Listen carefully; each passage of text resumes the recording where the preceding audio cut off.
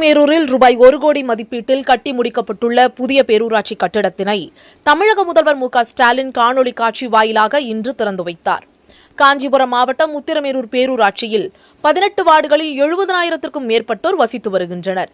இப்பேரூராட்சி அலுவலகம் வந்தவாசி உத்திரமேரூர் சாலையில் அமைந்துள்ளது.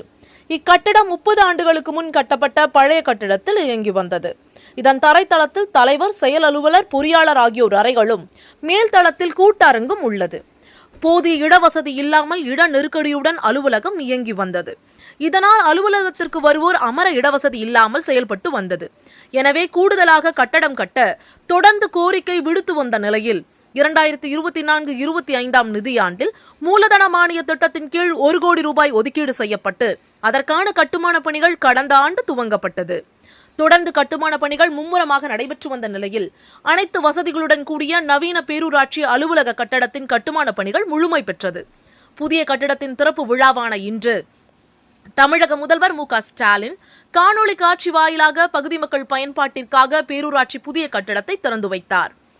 அதனையொட்டி உத்திரமேரூர் சட்டமன்ற உறுப்பினர் க. சுந்தர் இந்நிகழ்வில் கலந்து கொண்டு குத்துவிளக்கேற்றி இனிப்புகள் வழங்கினார். செயல் அலுவலர் பழனிக்குமார், சிறப்பு நிலை பேரூராட்சி மன்ற தலைவர் பொன் சசிகுமார், ஒன்றிய செயலாளர் கே. ஞானசேகரன் ஆகியோர் முன்னிலை வகித்தனர்.